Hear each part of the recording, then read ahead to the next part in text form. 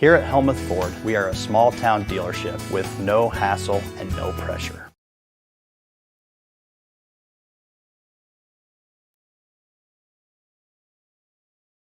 The Watch Your Opera House presents the Midwest Country Music Organization New Artist of the Year, Jordan Beam, featuring John Griffiths, this Saturday at 7 p.m. Tickets are just $10. Get them at watchyouroperahouse.org or get them at the door. See one of the Midwest's best with Iowa's Jordan Beam this Saturday night, 7 p.m. at the Watch Your Opera House. As these Iowa skies. The Albia After Prom Haunted House is open Friday and Saturday nights in October from 8 to 11 p.m. Admission is just $10. Free parking at the Monroe County Fairgrounds in Albia. It's the Albia After Prom Haunted House. Fridays and Saturdays in October from 8 to 11 p.m. We hope to see you there. Sigourney Keota football fans, Steve Shetler Media is teaming up with Clint Dye of Tag Team Photography to bring you coverage of Sigourney Keota football this fall. You've seen Clint's fantastic photos of Sigourney Keota football over the last few years. And now Clint is bringing those talents to be showcased on Steve Shetler Media. We're going to have pictures and action shots of each and every game, an in-depth article, and a video highlight of the game as well. You won't miss a thing with Sigourney Keota football coverage right here this year on Steve Shetler Media. Delta Fire and Rescue presents the Delta Haunted House at 109 North Center Street in Delta. Admission is just $10 per person. The Delta Haunted House is open each Friday and Saturday throughout October and on Halloween night from 8 to 10 p.m. Food and drinks will be available for purchase and now accepting cash and most major credit cards. It's the Delta Fire and Rescue Delta Haunted House, Fridays and Saturdays in October and on Halloween night.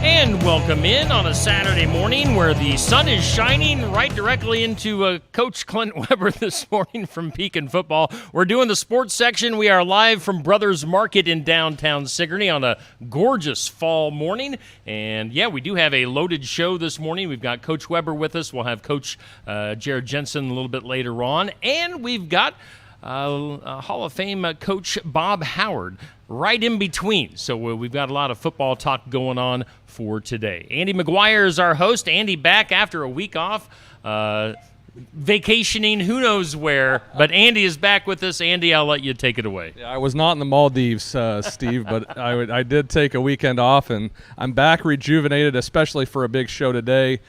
Clint Weber, legendary coach Bob Howard, and Jared Jensen this morning. So looking forward to getting this thing rolling, and we're going to start with Coach Weber and the Pekin Panthers. Get a big win last night, as you've done all year with the exception of one game, 59-0 against Louisa Muscatine. Coach, I don't know that I want to dig too far into the stats and the scores here because I was looking at them this morning, and it was kind of like Oprah on Christmas morning. You get a touchdown, and you get a touchdown, and everybody got touchdowns. But why don't you talk about the game last night? How did the week of practice go as far as keeping the kids up and ready to play on a game that on paper you were going to win before it even started? Yeah, like I kind of mentioned a couple weeks ago, we just try to keep practice dynamic, and we built some fun times in there. Doing some just some hype drills, things that kind of change the structure of practice that kids stay rejuvenated. And like you said, we also we stayed away from team time a little more last week just because. Not that we'd ever take anyone for granted, but we felt like that last week was a week that we could spend a little more time on fundamentals than team time because ultimately you plug it all together anyways.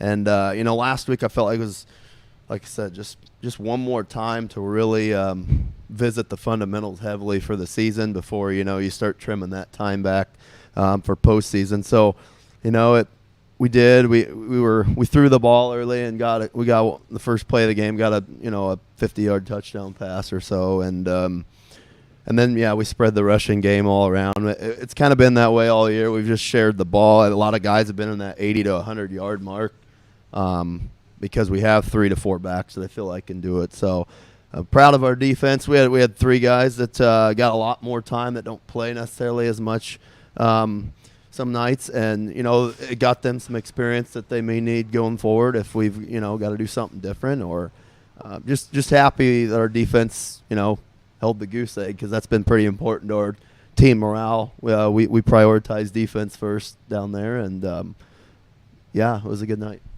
Yeah, it's nights like these, I think, when we've talked about this in the past, to give those younger players, the guys that maybe don't see the field when the Friday night lights are on, when the stands are packed and everybody's there. So, talking about the future, this is for what that is. It's for development, right? And that's the place where Pekin's at. You've done a phenomenal job year 1, year 2, year 3 getting the growth. Do you feel confident that you've had enough growth through this year that you're going to be able to keep this train rolling as Pekin football moves along? Well, every year is different, and we do have we have a kind of a big handful of seniors this year, but we do have a lot of juniors playing, like a lot, and we got a pretty good chunk of sophomores contributing, and our freshmen coming along. You just never know how class to class and high school sports in general are going to fluctuate, but I think the experience won't drop off so heavily versus maybe my first year. There might not have been as much experience because of how they were built. So happy with our JV. They had some wins this year. They had a couple or 2 or 3 really close losses, which it's good that they've been in that moment that hopefully they can hit the ground running next year. So you finished the regular season 7-1, getting ready to roll into the playoffs. Looking back on this season, is there something that sticks out in your mind as a turning point maybe, or a place where you thought, aha, we have it this year, or anything like that? Or did you just walk into the season confident that you were going to be able to put a 7-1 or maybe even an 8-0 regular season together? Well, someone asked me if I thought we'd finish that, and I said no. But Columbus was a really physical game. That was game 4. And it was 0-0 like with 2 minutes to go in the first quarter. So that was a turning point. We stepped up physicality-wise. And then the Lisbon game, when you get beat, sticks out because I really believe that was good medicine, because you find out where you really are in a big game. And we know that we still know from that game what we need to get better on. And we feel we have in some of those areas. But I'll constantly use that as a reflection point of, where do we really need to improve, because they're a top 3, top 4 team in the state, and if we can compete with them for 4 quarters, I think it's going to put you in a good position later. So the lower classes, they're going to be matching up the 4 to the 1, the 2 to the 3, and playing those in this first round, and then they dump them into pods when they get down to 16, right, Coach? So you're going to be facing some stiffer competition coming up. Do you think you have the team prepared? Are they in the right headspace to compete with that caliber of team, the Lisbon team, the upper echelon? Pekin's ranked. Pekin is right there. But I think we've seen it before with SK over the last couple of years, where SK is right there, but they just don't quite have that push to be into that elite level. Do you think you're close enough to be able to compete with those big boys, if you will, in that class? Well, it's everybody's back. I told our kid last night after the game, everybody's back's against the wall now. The rankings are, you could throw those out in trash because you don't show up one week, and you're supposedly this great team, you'll get beat. So we've been trying to diffuse that all year with our kids and just flat out say we aren't worried about that. And are we ready? I mean, we need 6 days to prepare, and when that time comes around, we'll be hopefully as ready as we can be. But I truly just try to get rid of all that stuff and diffuse it, because and I think every coach probably says that, but we just got to be focused on what we do, and even look at last night's film of what did we struggle with and get better at that, so that we are at the tip top of our game. But the one advantage that I would say we have is playing at home, which is great, and also the other team has to prepare for us as well. So, hopefully those things will benefit us, and we'll be able to find a way to win next Friday. Yeah, it's a great point. You mentioned how the coaches will try and flush out all the noise and really focus on the game, focus on the fundamentals, focus on what you do. all good coaches do that. That to me is fundamental. That's baseline. But I think what makes the difference are the kids and the leadership on the team and how much buy-in they have. Do you feel you have those kids on that team to take the rest of the crew along where they need to go? I know you've had a lot of these 4-year starters, the kids that have been doing this. Where are they at on this leadership piece? Yeah, and that's a good point. I think the biggest thing to know is my second year I was skeptical if we're going to show up and play from the start. This team, we've shown up and played well most games from the start. And there's always a few games where you might sputter a little bit, but our seniors, it's in their blood to play well or just to play fast from the start. This group self-motivates easier than I've been a part of a lot of groups, so that helps. And even the Lisbon game, like our first 2 drives, we were in their territory both times. So but we did good things in that game. So I do think our leadership will benefit us. And like you said, we have a lineman that's he started 4 years, and then one of our skill guys basically started 4 years. So yeah, that experience is huge. You mentioned that Lisbon game, and I know when we talked on this program at that time, you mentioned early in the game you thought maybe there were some mental lapses and some things that are uncharacteristic of your team this year. What lessons did you guys learn from that, or what lessons did the kids learn that's going to prepare them for playoff play? Well, we scored fast a lot this year, and as that man standing there knows, and SK thinks about all the time, we can't think that you can't always think to score fast in a football game. If it happens, that's great. But I think we tried to make a little too much happen on offense early in that game, and it wasn't play calling or anything like that. I just think we'd scored so fast early in the year that we had a 6-7 play drive going, and then all of a sudden we were worrying that we hadn't scored yet. So I think just patience and persistence in a drive on offense is what's going to be huge moving forward here. Our defense, I think we got plenty to work on, but I think our defense is in a great spot as well. So yeah, I think we just gotta play our game and not think about it being a big moment, honestly. Sure. So the playoffs are getting seeded this morning. The matchups are getting put together as we speak. Have you looked ahead to other districts to figure out who that competition might be in the first round?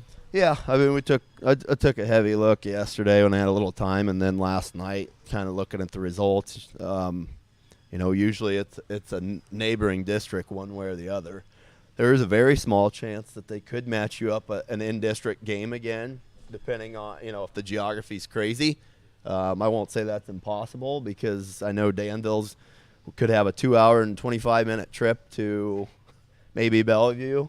So you just never know, and the state does a good job of mixing it up. But, we got Northland, who's a 3 seed over to the east a little bit, and then we got Soley again, who's a 3 seed to the west. So, those are the teams that are most likely, I would say.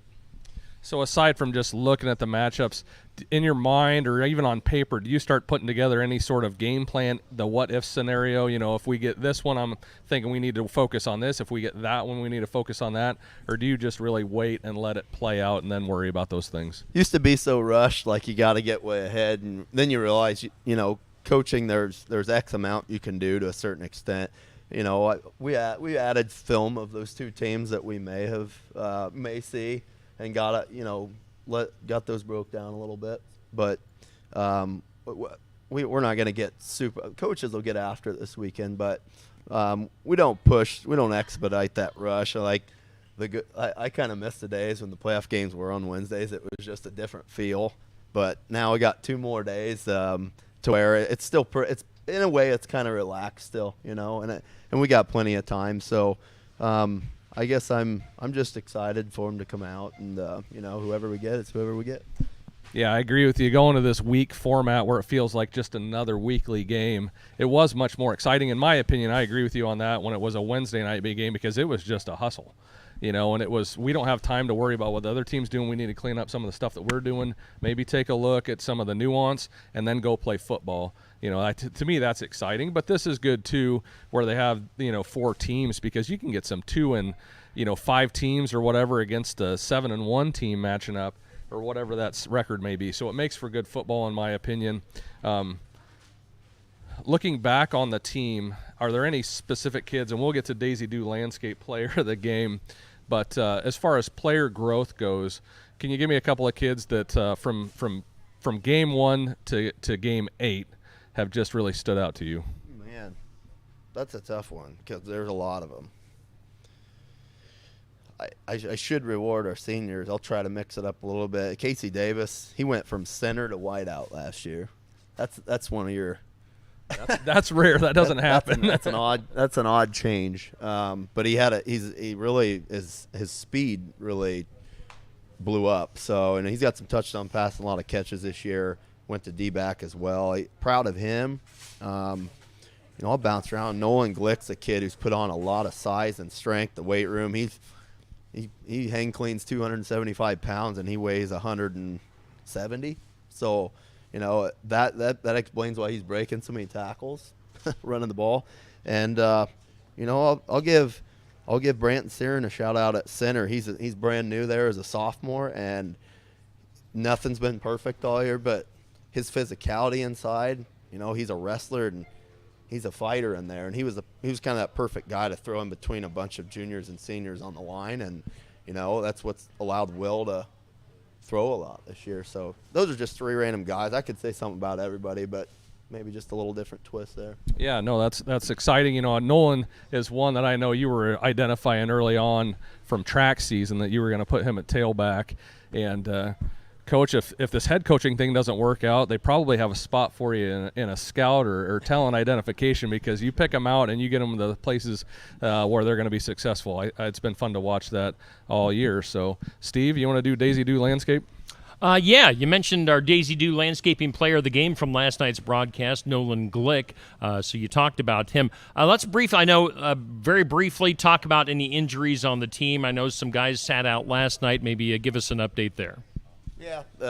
Well, the good thing is the guys that set out last night will be back. They could have went last night. We were just, I don't know. I talked to a lot of coaches around the state, and it sounds like everybody's getting a little beat up at some point, or, has a few. But, Casey Davis, he's just battling a sore foot a little bit. So he wanted to play last night, and I told him no. And Isaac Sylvester, he's one of those guys that he's been battling just a nagging knee all year. But again, he wanted to play too, and I said no. So, with all that being said, I feel great about where they're at, and I think 7-8 days of rest is just going to be huge for them. And then I do expect them to be up to full speed next week. So, pretty excited. I think we're pretty healthier than some squads that I've heard about. So. All right. Well, I think that'll wrap it up for Coach Weber.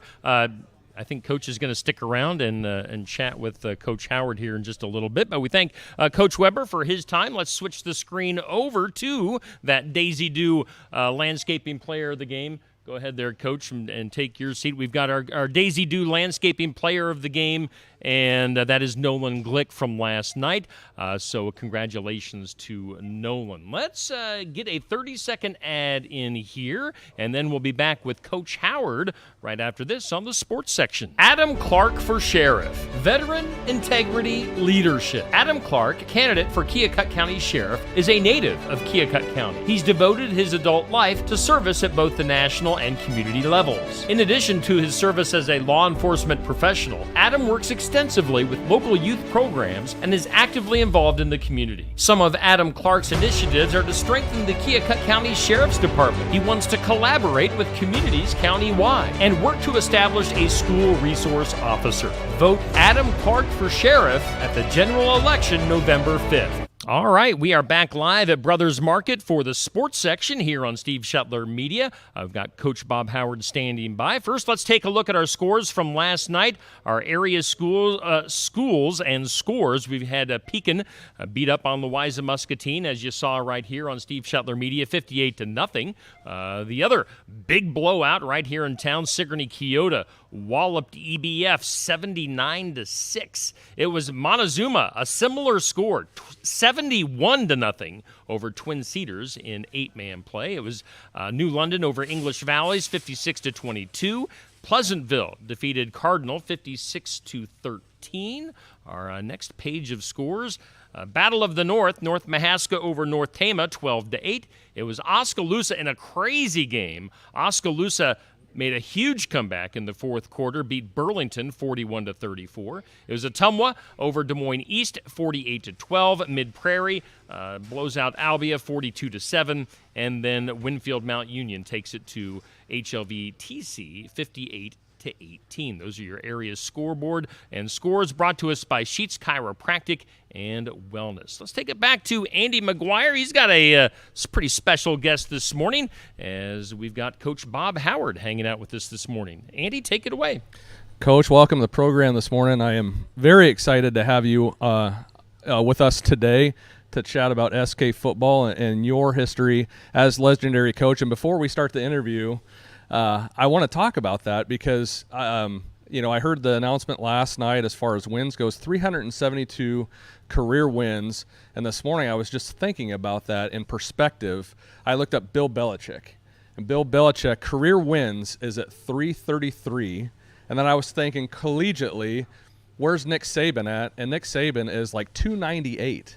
So on the grand scheme of things, Coach, that's a lot of wins, 372.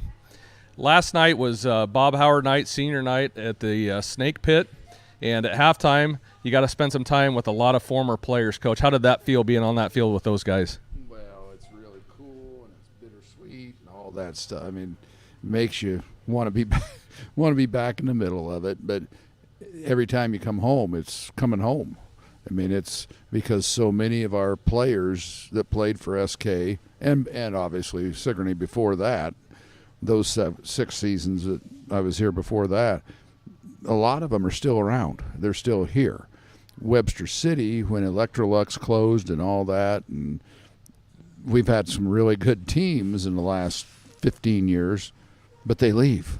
And it's a really different environment here. It's really special. And that sounds like coach cliche, but it isn't. The family feeling you have, the first thing that started happening in the gym was like Steve Menke and Nathan Wood and several of the kids that are playing, they come up and introduce themselves because their dad had said, you need to go talk to Coach Ash. So that's really cool. And they weren't even born when I left. That's kind of pathetic, but but no, it was neat standing out there, and it also sounds like cliche, but two of the reasons I was standing out there is right over here, Will Hanchett and Clint Weber, and the kids that played for us.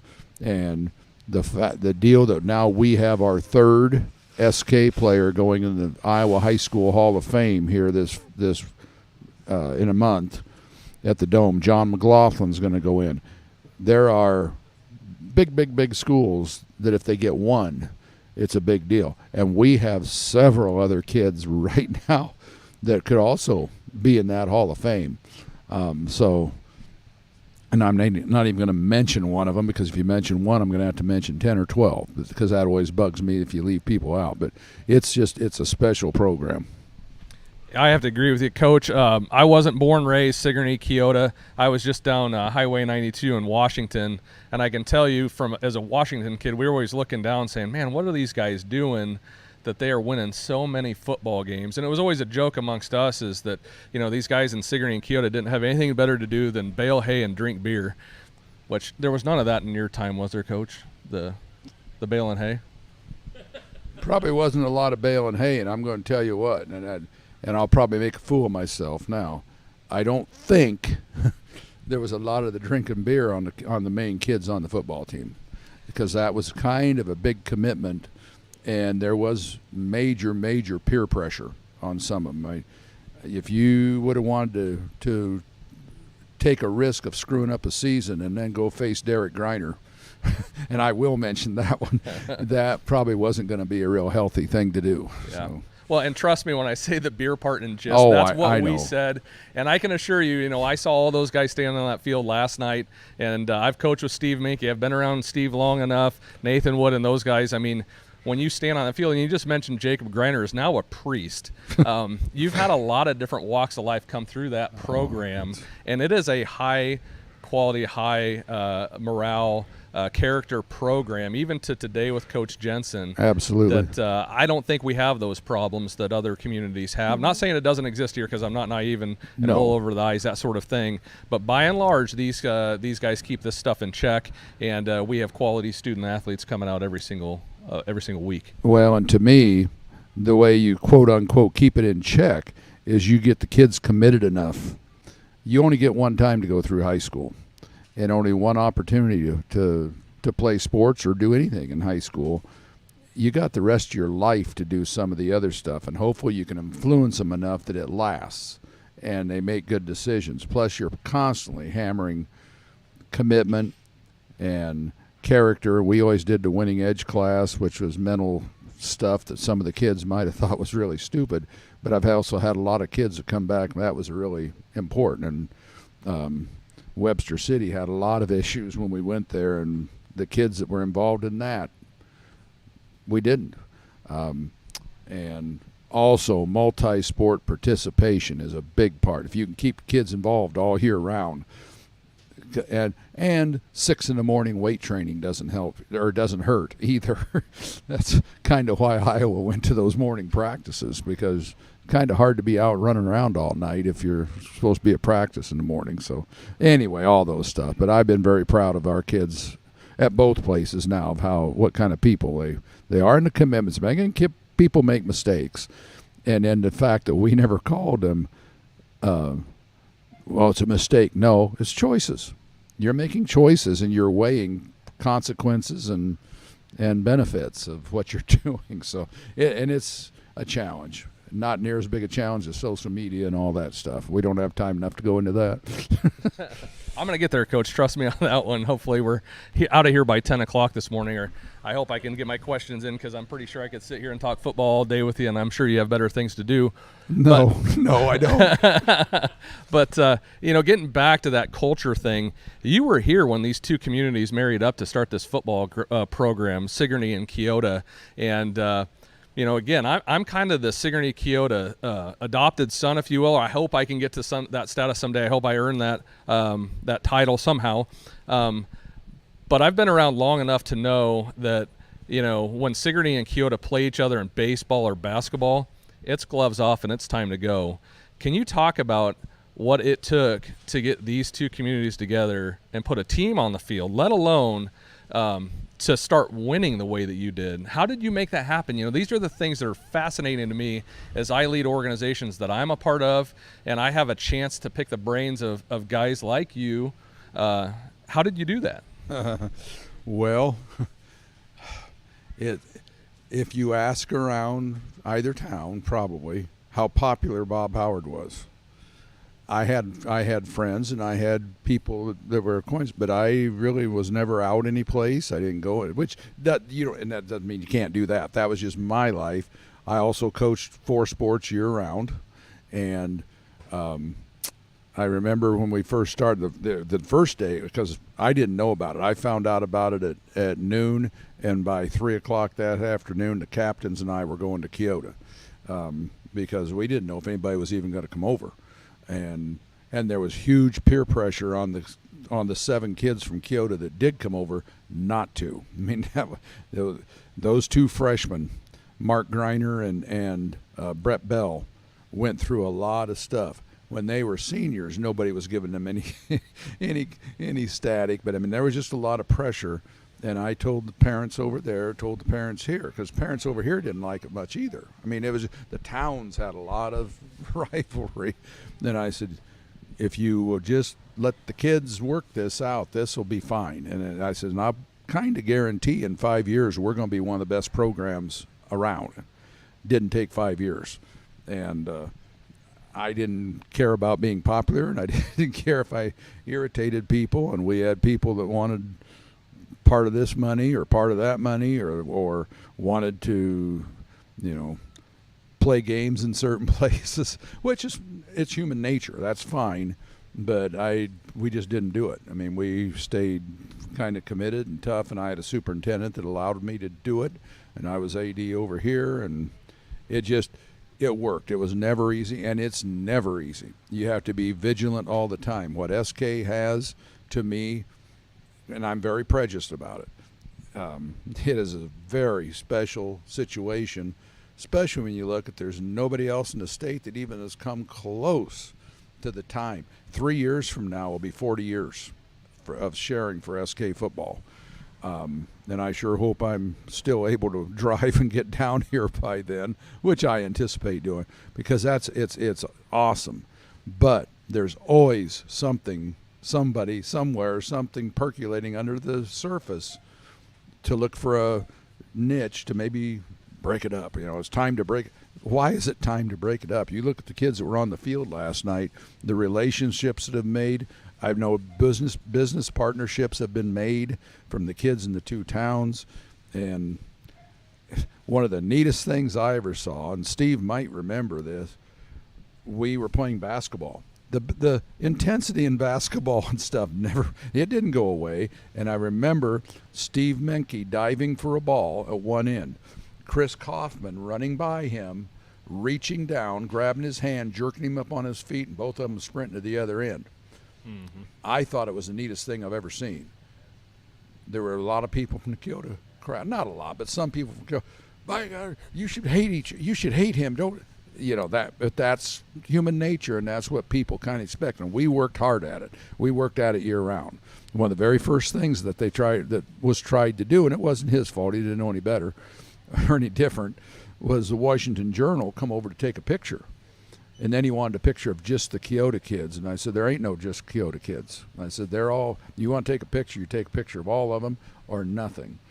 And they didn't take it. But I mean, you had to constantly work at it, and it was neat. And Billy House, Greg Greiner, Tim Heisdorfer, Joe Parcell. Now I'm leaving people out. Ben Hendrickson. Tim Bruns. Yeah, we didn't have a lot of seniors here then, and Billy House and Greg Greiner were the ones that went to Keota. And we had just put a schedule on our bulletin board, and this is no kidding. Keota was in black, but then it had red dripping off of it. Well, what do you suppose that was supposed to mean? And when we got over, I remember Billy said, when KWWL shoved a microphone in his face about, well, now you're going to share with your big rivals. And Bill said, they're not our rivals anymore. And he said, well, we're just going to have to bury the hatchet and get everybody else. And that's how the kids approached it. And Ben Hendrickson blew his knee not too long after that. Lee Dua went into the starting lineup and became a very good tailback for us. And the next year we had more. The first year we just had 7, I think. The next year I think we had 11, and then it started building. And people always tried to count how many people from each town was playing. Well, there was just as many from Keota playing as there was Sigourney. I mean, I never, honest to gosh, never looked. I didn't care. We cared that we putting out a good program. So it's been a really special deal, and I'm really proud to have been part of it. So. Well, Coach, I can tell you that I think the legacy continues. There's a few years back I had my oldest boy graduated last year, but I remember a game where Sigourney and Keota were playing each other in basketball, and Coach Alan Sellers and Coach Bruce Hahn were at the game supporting the kids, as they always do. And after the game, all the boys got together and went and sat at the top row by both of those coaches, and it was just a mix. And we have a picture of it where they were on the court for basketball. They got together after the fact.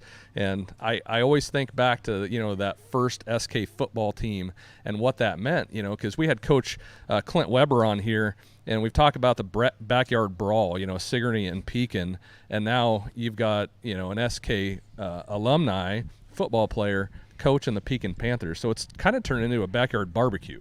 Yeah, that's kind of a touchy subject, too. No, Clint has done a fantastic job. I don't know why he's turning gray at his age. There can't be any stress involved in this stuff. No, and Tom Stone's was my mentor, and who I did a lot of stuff with, fished with, followed him around. he's kind of who I learned you can try to beat each other's heads off on the football field, but it doesn't mean you got to hate each other, and you don't have to hate other programs and other teams and stuff. So, it's just I actually thought Sigourney and Keota competed harder after we were sharing football. To be honest, now some of the kids that weren't playing football maybe didn't feel that way, but when you had the football players playing against each other, that was pretty cool. And now that wrestling's involved too, I think that's pretty cool too. So it's been quite a deal. And like I say, it isn't easy, but it's obviously still being done. And I'm proud of Coach Weber. I didn't coach Coach Jensen, but I'm sure happy and proud that he's the one that's in charge of the program. I went into school last night and looked at a lot of the stuff. It's pretty neat, other than the fact they threw it, which nobody else will know about this. They threw away my big green box that I sat on for 27 years. I can't believe they got rid of that. But well, so it didn't just get thrown away. Well, then that's good to know. Whenever I'm done on Earth, then you go ahead and destroy. No, it isn't a complete time warp, but it's kind of like going back in time, coming back. That there's still good old, hard-nosed, old school stuff going on, and Jared's done a great job with it, and it's great. Yeah, I want to touch on that for just a second. Last time I was chatting with Coach Jensen, we talked about the single wing offense specifically. My lovely wife, Erin, has a segment called Erin Asks on this, and it stems from a time where we were riding home. She knew I was going to be doing this show, and she says, why don't you ever ask questions that the moms want to hear? And I said, well, I don't know what moms want to hear because you don't tell me what it is. And I said, ask the question, we'll pass it along. And anyway, she goes, well, what's with this spin back thing? Why do they call it a spin back and not a quarterback? And I asked Coach Jensen that, and it's spin series, and that's just what we do here. Can you talk about that single wing offense and what that means to you and the implementation of that for SK football? Well, I can tell you at Webster City the first couple of years we called it the quarterback. They were the spin back, and we were doing all the same offense, but the parents didn't quite get that, and the dads that thought their kids were all going to go play at Ohio State, we had to keep calling it quarterback. But no, single wing, we ran it when I was in high school. We were horrible. I was 230 pounds, and I was the biggest kid on the team by almost 60 pounds. But every year we were in the top of the state in scoring. But we'd get beat. That was before 50-point rules and all that. We'd get beat 77-40, and we couldn't stop anybody. But I was always kind of amazed how we could run that, because we were different. And a really good friend of mine in Florida, Rick Darlington, who's won several big school championships in Florida, said, if you're the same as the people you're playing, you better be different. If they're better, you sure better be different. And if you are different and you're better than they are, then you got a chance to, which the 95, 2001, 2005, those teams, and we were different. And the being different is, to me, the main part. And in 87, we were playing Iowa Valley the first game of the year. They were ranked first or second in the state. They were really loaded. We had run wishbone, a lot of stuff. Big thing was I wanted to be different, and I wanted an identity for our program. Always wanted that. And I had a couple of teams when I was at Scranton. If we would have run single wing, we made the playoffs, but we would have been really good. But there was peer pressure not to, and now when you don't see it on television, you don't see it. But if you watch, you are seeing parts of it coming back. But that year, we put in single wing at the Central football camp. And, of course, the kids said, well, yeah, that's this week. Now what are we going to do next week? Well, we stayed with it, and we beat Iowa Valley 22-20 or 22-18 first game. And the key play, second play of the game, Brady Brown went 75 yards on an inside counter. Nobody knew where he was. It was awesome. But the three key plays was 2 quick kicks and a jump pass. And the Sigourney Keota parents crowd weren't real crazy about the quick kicks on third down, but they had the state's all time. Still, I think the record holder in hurdles, named Zuber, they had him back there, and he led the state in punt returns 3 years in a row. Well, he didn't get to return any that game, and that was a big part. So that's kind of why we got into it to begin with, and the farther it's went, being different has been the big attraction to me. When Webster City played Pella in the state finals in 16, I know those coaches really well, and after the game they said they spent most of halftime with their linemen trying to figure out and mitigate how to take on shoulder blocks, not blocking with hands, because we were getting into them. So they said it's just so different, and it wasn't so much even about they couldn't find the ball with the deception. It was the something they don't practice against. And where we're at now, 7 out of the 9 teams on our schedule run spread. And it's a lot different than what we do. So, and we've had a lot of success being different. So anyway, that's kind of why we did it. Then once it was the identity, I think it'd be really hard to leave it. So, because that's, you say SK, and anybody that knows football, yeah, they run that goofy spinner back thing. There's lots of different forms of single wing. Everybody doesn't spin. And some years we've spun more. This year, Webster City, and my son's running the offense, and they don't spin a whole lot. So it's kind of year to year, but it's also easy to adjust series and your play cycles by your personnel. And I think the only thing Coach Jensen does wrong is they throw way too much. But when they throw, and I've watched them for 3 or 4 years now, when they throw deep. And when we throw, that's what we try to do, is throw deep, because I can't see any use in throwing for 4 yards if you can run for 5. So and the clock stops if you don't catch it. But I think Wood had more yards passing last night in his first two completions and maybe we've had all year. So anyway, that's kind of a little of the history of it with me. Well, I appreciate you sharing that with us. And I was going to ask that question: how different does the single wing offense look this year or last year, the last few years, compared to what you started with when you implemented it here? Well, on what we started with here is, and this isn't good, bad, or other. It's a lot what Coach is doing here now. When we got to Webster City, and when you're against 3As and 4As all the time, we had to adjust a lot of the blocking. And plus, when I was here, the rules were different. We were able to cut in the line with our quarterback. So we put the quarterback under center, snap it through his legs, and then we pulled the guards more. So it's just, but we changed that from year to year too, what we're doing.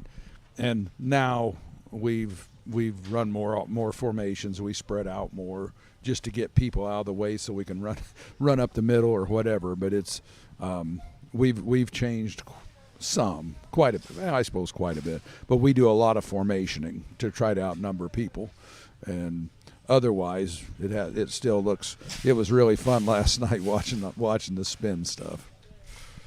So, Coach, last night we saw a 79-6 win against Eddyville Blakesburg, and as you said, there was a lot of throwing going on, and we talked about the single wing offense. We've talked about offense a lot. There's 3 faces to this game. Looking back on your career or just visiting with you, do you consider yourself a offensive-minded coach first, defensive-minded coach first? Where's your heart at when it comes to the 3 phases of the game? Well, honestly, it's the off-season stuff is what I always thought was my biggest strength. And for years and years and years, everybody said Sigourney Keota was on steroids. All the teams that weren't lifting and weren't, but now I think everybody is in those programs. As far as the 3 phases, I suppose where the notoriety comes from is on offense. 2 out of the 3 championships we won was because of the defense. And when we won the first one against West Lyon, it was definitely because of the defense. We only had 31 yards going into the final drive because they had Kyle Vandenbosch on one end and LeVar Woods on the other, and 6 other kids that went D2 or above. But finally, we had a 91-yard drive at the end. It's one of the kind of historic thing for Sigourney Keota, but it was really cool, and that was because the kids expected it. Tim Flynn got in the huddle, and I will clean up what he said a little from what I heard. He said, well, if you so-and-sos are going to do this, we better do it now. We might not get the ball back. And they had been talking about winning the state from the time they were in 7th grade. They were undefeated all the way through junior high, and they had T-shirts made up with the date of their senior year's championship game. And the strength of visualization, positive goal setting, all those corny things really come to light there. But we put the defense in. We played against West Line. We put it in the day before we went. I called the coaches back into the coaches' room, and Roy Tompkins, my D coordinator at that time, he would have been the head coach at Keota had they had it. He turned his back. He said, I don't want to hear anything. I said, this will work. Second drive of the game, Ryan Greiner, and I had told him the night before, if you do this right, you may catch a pitch and run it in. He batted down an option pitch and ran it in for our first touchdown. So defense has always kind of been a thing too, but it doesn't get as much attention. But I suppose since I've spoke at national single wing clinics, and people call me all the time about, but everybody thinks it's all the same. Well, there's so many different variations of it, and we've run a lot of them. So I'm doing junior high this year to give me something to do. We run 4 plays is all we're running, and there's no spinning. They've been trying to do that before, and the ball's on the ground all the time and everything else. And I said, well, we need to catch snaps first. So anyway, that I would suppose offense, but I would hope both. I don't know if that answers anything. No, it does. Yeah, that was kind of a presidential debate type answer, wasn't it? No, I love the response. Now, it wasn't expected, Coach, to talk about the offseason, but that's where it's made, and that's where it's won and losses right there is the prep, right? It sure has been for us, and it's the mental stuff. And the command, we only lift twice a week, and I've had dads that, of course, they get on, now that people can get on the internet, and they're all